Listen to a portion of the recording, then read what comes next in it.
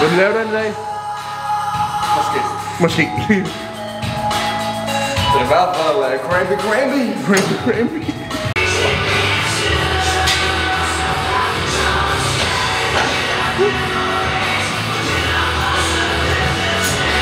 Yep. Måske er det godt nok, at vi filmer den samme træning som sidst, fordi så ved folk godt, okay, vi skal ikke program hver dag. Ja. Vi kører det samme gang. Du må ikke filme her, da. Nå, nej. Du er bare lort. 6 gentagelser på 25 sidst, så det er måske dumt at gå op på 30. Målet er at stakke den der ISO, er det ikke det? Jo. Jo, det kan jeg godt. Det vil jeg gerne. Kom on, fattig. Brug det.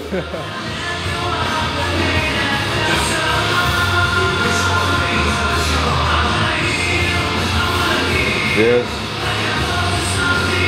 Kom, på den helt lukket. Yes.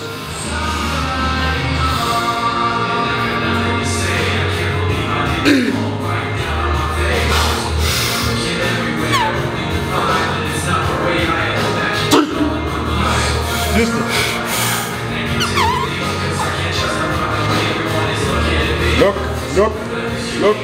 Luk.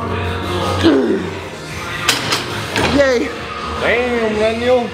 Come on, work.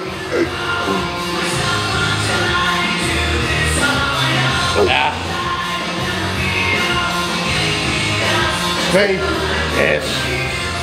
Mit fucking finger. 4, nice, nemlig. Fucking godt hold. Hold den skulder, fucking godt. Yes! Kom igen, helt op og luk. Ligesom sidst. Hele vejen. Ja da. Igen. Eat. Come on, mad. Come on. Ja. Yep. Breakfast. Hold din kæft. Fuck. Ja, kør lige et par reps.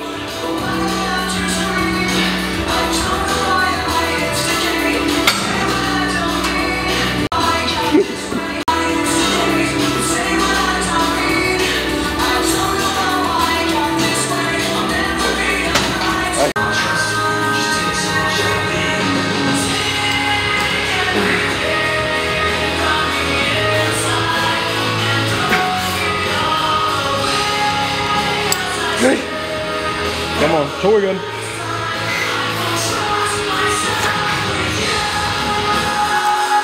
Yes. Sidste.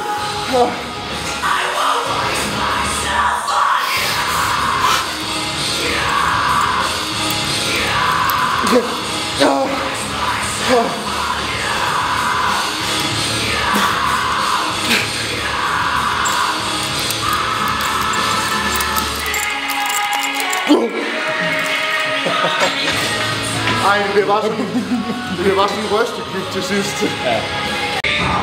Nu er Victor vise, at man laver press around. Eller, det troede jeg.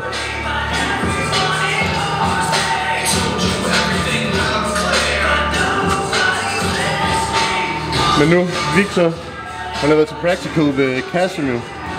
Og taget hans biomechanic online course. Så nu vil vi prøve at vise, hvordan man kan lave en press around. Hvor det faktisk er en press around, og ikke bare en horisontal adduktion pres. Come on! Come on! Balance! Nice. Flexion, indadføring. Flexion, horisontal adduktion. For lidt. Hvad er det? Ja, hvad er det, du gør anderledes her, end folk, der laver press around på sociale medier? Dem, man ser typisk, det er dem der, de der et-planes press arounders, som faktisk bare er en press. Vi skal fuck af med at sige arounder. De står bare stille, og så presser de bare sådan i sådan et plan. Det er en press around. Ja. Så den første del er mere sådan en pres, og når du når dertil, hvor den måske ikke laver så meget skulderflektion, så laver du mere adduktion. Så det bliver sådan en todelt bevægelse. Det er sådan en flektion og horisontal adduktion. Lige præcis. Så det er det. Det er kombier. Ja. Det må være bedst så. Det bedste er begge verdener. Ja. Faktisk. Jeg tror faktisk, man kan vise det sådan, som man ofte ser det på sociale medier. Hvis du prøver at filme mig, der jeg ligger ned. Hvis du bare filmer den her vej, jeg ligger på hovedet den her vej. Filmer den her vej? Ja, så bare hernede fra. Så ned fra gulvet af. Så det man ofte ser, det er den der etplansbevægelse, så bare en horisontal adduktion. Så der kommer ikke den der pres, og så indadføring. Det bliver bare den her. Ja. Og samtidig med... Jeg ved, der er ikke nogen grund til, at de når så langt ned også, fordi du når dig ikke brystet. Nej, fordi det er bare sådan en albuflektion. Ja. Også det med, at det kommer så meget ud af. Vi får også automatisk en lille smule indadrotation af skulderen. Så her i bunden, der bliver der mega meget skulder. Ja. Og man ser også nogle videoer, hvor der er de gradvist bare eleverer i skulderen i løbet af sættet, og så bliver det bare skulder til sidst, der kører sådan her. Ja, så. Du var bedre til at vise den dårligt, end jeg var. Det så fucking fedt ud, det der. Gjorde det? Nice.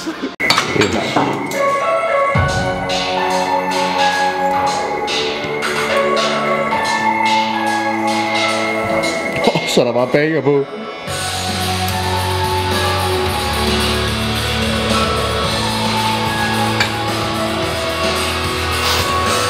Kommer.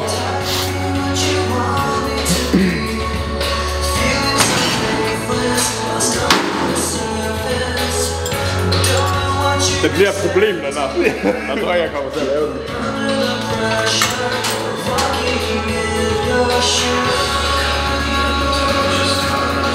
Yes, come on. Nice. Press all around. Come on, Victor. Let's fucking go nu. Nice. Ja. Come on, lås. Nice. Op og lås, op og lås, op og lås, op og lås. Come on, hele vejen. Fucking lås. Der var sat for højt op i kabel, tror jeg. Hvad synes du om, hvad tænker du om det der med, at der er ikke nogen grund til at træne biceps i forlænget status? Altså. Here we go again. Nej, jeg ved ikke. Ham der også sådan snakket meget om det, han har også trukket lidt i land med biceps faktisk. Han siger, at han har trukket lidt i land med, at det faktisk kan måske opnå lidt stressmeter hypertrofi. Men i forhold til også bare at træne i forlænget stadie, altså belasten i mere bunden, det er også der vores både biceps og brachialis har lidt bedre leverage til at producere kraft. Kontra de andre i hvert fald, fordi de er alle sammen dårlige dernede. Ja. Sådan relativt. Ja, de alle er dårlige. Man kan næsten se det her. Fordi at afstanden fra selve rotationsaksen her til selve fibrene her, den er meget lille. Så det er ikke særlig stærkt kombineret med, at bicepsen, den hæfter ikke foran på ulna. Den hæfter sådan lidt bagpå på radius faktisk, så den kommer rimelig langt bagved. Den kommer også på ulna, fordi der er sådan en stor biceps aponeurose, sådan en senehæftning. Men der er ingen af dem, der er god leverage her i bunden.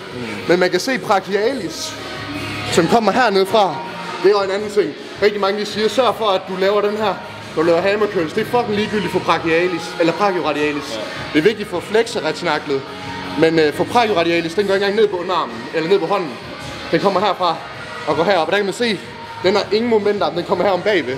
Den har ingen momentarm i bunden i forhold til rotationsaksen her. Men når den kommer herop, hvad sker der så? Det der sker, ja, rotationsaksen er hernede omkring, men epikondylerne af humerus, de er heroppe, hvor den hæfter på, så får den faktisk en rimelig stor rotationsakse, som der er, eller rimelig stor momentarm, som gør, at den egentlig har god leverage der. Men det sjove også bare, i de studier der, de har målt til, kan man se det her, til sådan noget 20 graders albuflektion og anatomisk position. Og det er sådan, de har stadigvæk nået til sådan lige omkring den descenderende lemme af længde-spændingsrelation. Der er bare sådan, må ikke den kommer lidt længere ned af det? Sådan, altså den ligger lige på grænsen. Ja. Altså den ligger vitterligt oveni. Der hvor den begynder at nå det descenderende lemme fra den plateaudelen af. Så det er sådan, hvis ikke vi får den, det er fordi det langhårede biceps er biartikulært. Så det krydser også skulderen, så når vi har mere skulderekstension, så bliver den længere. Ja. Så det er det, hvis vi får det komponent med, må ikke så. Men hvis vi spørger Amdi, så er den polyartikulær. Ja. Jeg glemmer det hver gang her, der er fucking de der 2 ting her. Ja. Men der, også hvis man ikke kender noget stressmeter hypertrofi, hvis vi bare henter det mindste, så vil vi gerne have det. Ja, men fuck it, vi træner der, hvor den har bedre leverage end de andre i hvert fald, så det bliver den, der bliver trænet mest. Men precisely.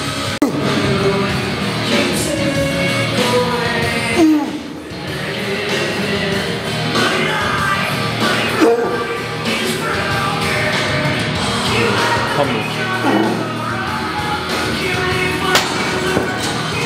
4 reps. 4 reps. Hvorfor siger du ikke det, når den optager?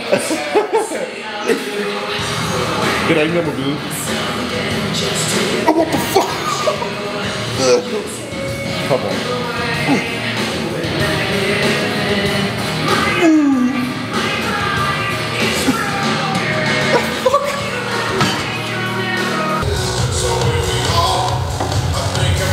Come on, Fatty! Let's go, Fatty! Come on! Come on! Let's go! Come on! Så trykker vi! Come on! 3, 2, 1, op! Op! Op! Igen! Op! Come on! Yes! Kom, 3! Kom! Yes! 2! Yes! Come on! Look! Igen! 1! Come on! Look! Come on! Come on! 1 rep! Up! Up! Up! Nej, det der bælte, det gjorde det bedre for mig. Ja. Nu er...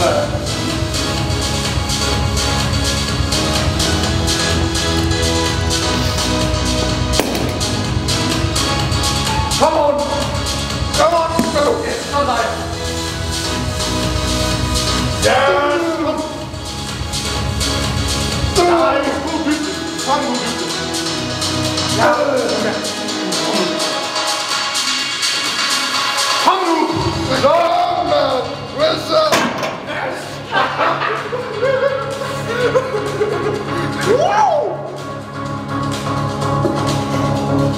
Dude! Kom!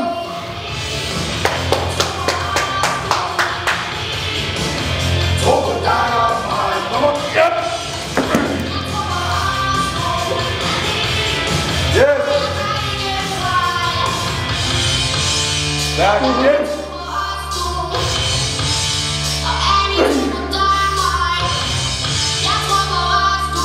Kom igen!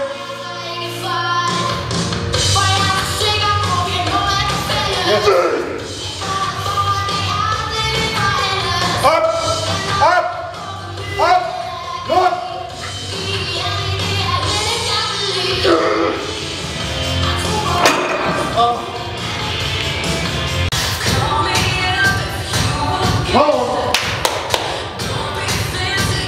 That's fucking good.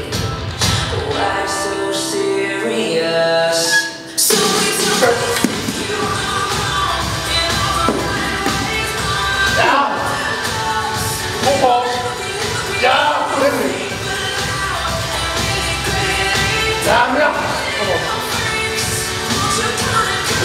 Kom igen, kom igen.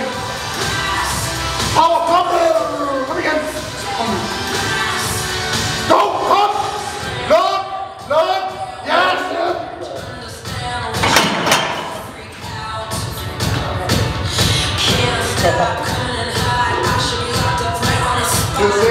Ja. Ja. Ja, Peter.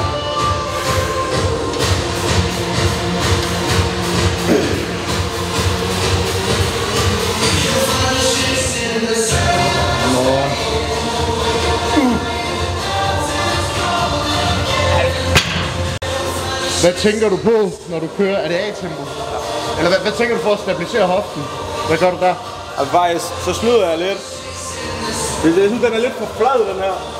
Når vi både har hofteekstension og knæflektion, og når det er biartikulær muskel, baglåret, så bliver den super short. Super short.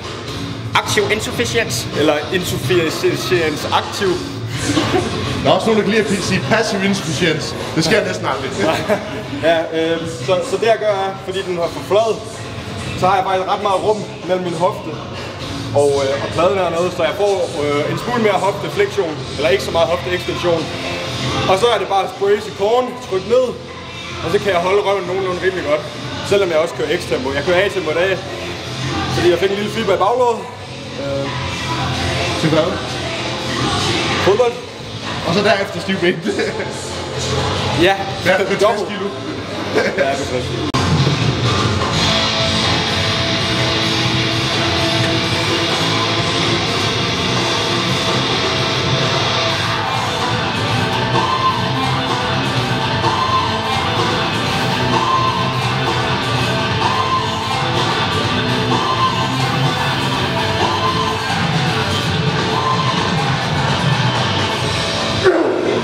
Så det der vi vil have ikke sker. Ikke rotere så meget. Yes.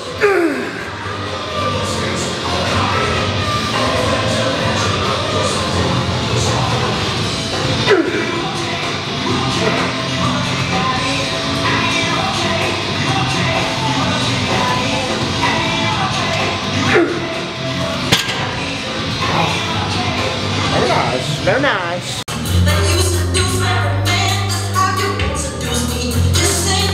Oh, come on.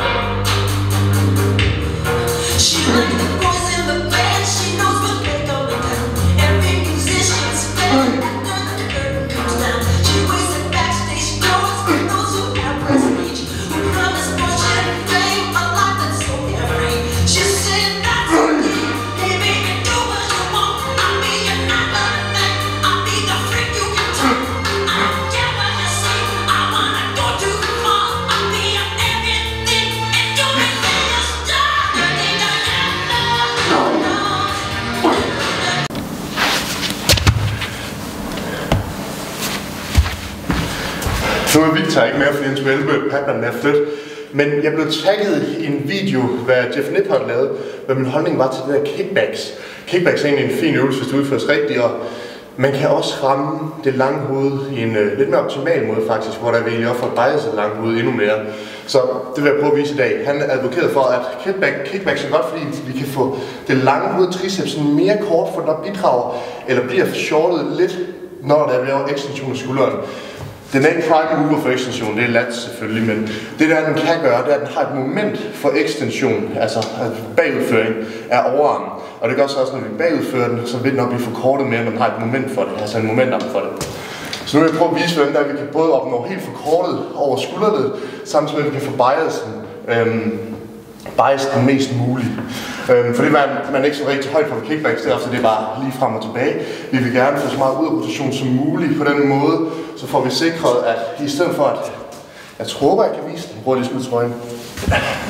Men normalt så kommer den jo herop fra infraklenioidale tuberculus scapula, så herinde i armhulen. Så den vil have sådan lidt skråt forløb ned mod olecronerne, ned mod albuledet.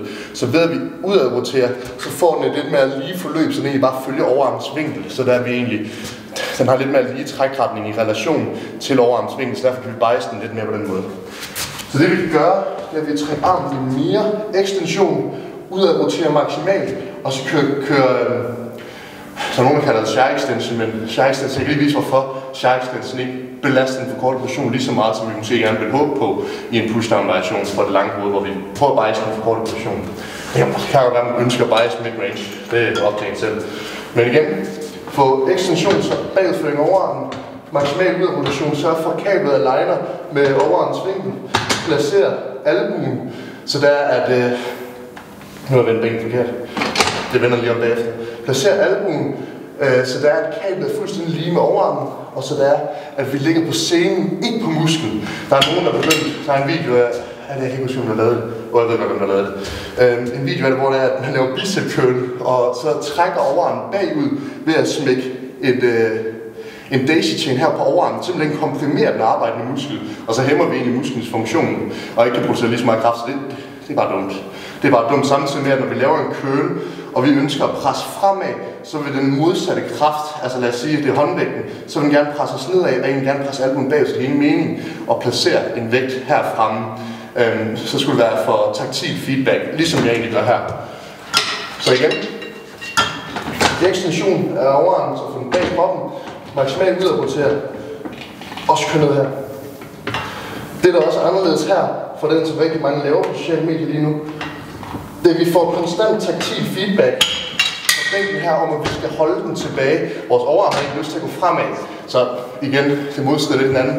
Men det her taktil feedback hjælper på, at vi holder det i samme position. Læg godt mærke til momentarmen, den eksterne momentarm for kablet.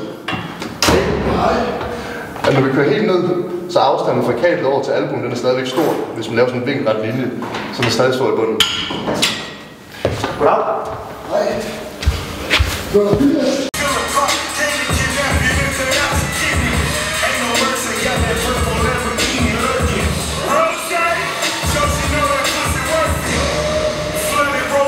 Og det er håber, man kan se på den vinkel, det er det med, at igen kablet følger overarmens vinkel. Ekstension ud af reduktion.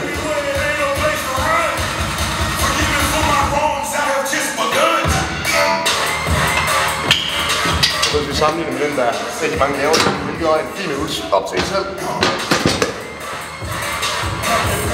Det er den der, hvor vi lægger os ind bag ved kablet, står sådan her. Læg mærke til, hvad der så sker. Vi skal egentlig kæmpe for at holde den her ud af rotationen, for kablet vil gerne trække os den her vej. Vi skal kæmpe for at holde ud af rotationen. Så det man kalder vores plane of motion muskler, dem der egentlig ikke rigtig udfører selve bevægelsen, altså agonistmuskler, de primære muskler, dem der bare skal stabilisere ledet og holde den vinkel af overarmen. Vi skal arbejde lidt hårdere og egentlig ikke mere fokus på at holde den plane of motion, vi ønsker at arbejde i. En anden ting jeg også fik mærke til, det er, at vi får ikke belastet en forkortet position helt, som der egentlig bliver claimet ofte. Hvis nu filmer herfra.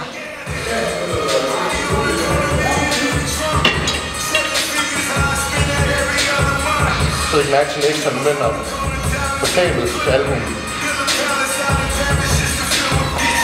Meget mindre sammenlignet med, hvis man nu kører som vi gjorde før. Meget større. Og da vores triceps, på grund af den indre momentarm, på grund af at vi har sådan en lille knoglet olecraner dernede, egentlig konstant er relativt stor, så skal der også en lidt større ekstern momentarm til, at vi egentlig kan belaste, altså egentlig udfordre stor belastning inden for korte positioner. Og så kan man spørge selv, behøver man egentlig den der bænk der? Jeg bruger den kun til taktil feedback for at holde albuen i samme position. For læg mærke til, at momentarm er faktisk størst for skulderen, så det går lidt nemmere at holde skulderledet i samme position hele tiden.